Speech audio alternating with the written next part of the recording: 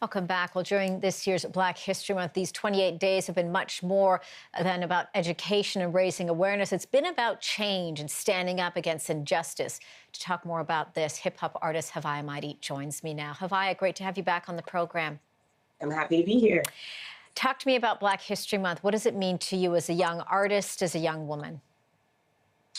I think it's Black History Month for me is a reminder of what the contributions Black people have.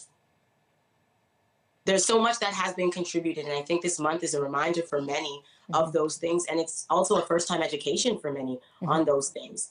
For me, Black History Month is like every other month. I try to celebrate and validate those experiences and that history on a month-to-month basis. So I think it's more kind of making sure that that is communicated more publicly and more widely for me. Last time we spoke, it was in June of last year, the height of the George Floyd protests. Yes. Having said what you said and I know you use that word validate over again, what do you think has changed? Has there been more validation? Has there been more of those steps you and I talked about that need to be taken to have the Black community feel more validated and say, yes, I'm equal here. I have opportunity. I have inclusivity.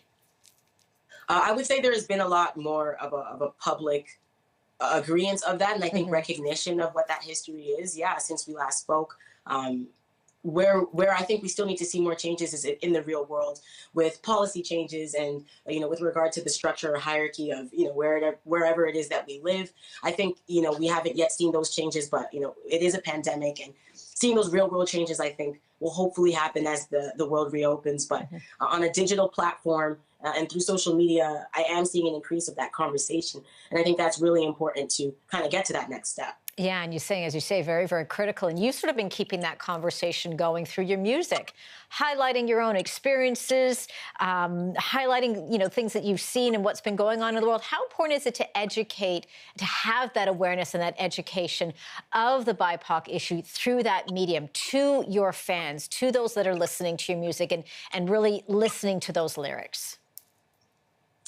For me, it's incredibly important. I think I'm speaking to things that I've lived, things I feel, things I know, and things that make up the person that I am. So to make music void of those experiences would be, I think, missing a large part of what my journey has been and what my experiences are. So for me, it's very critical that those conversations are had in the thing that I'm most passionate about, which is creating music. And the fact that making music allows me to access an audience, it's even of greater importance to me that audience is kind of learning those experiences that are often not publicized or mainstream or sometimes outright dismissed. We're showing our viewers the cover of your album here, and I know you have a new single that's coming out as well. Talk to me about that, a very significant time for you, a significant time to be releasing, I guess, more of that message. Yeah, I've been releasing a lot of singles. Atlantic was the first single that I released since that album. It's been a year and a half since then, and Atlantic is a great song that I would recommend a lot of people check out. Almost like an extension of another song that I did called 13.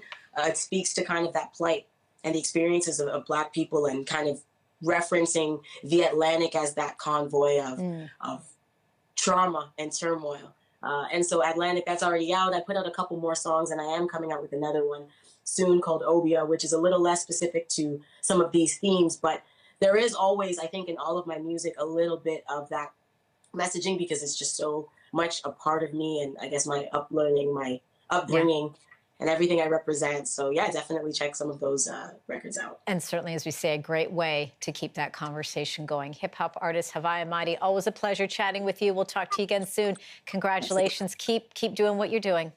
Thank you so much. You're welcome.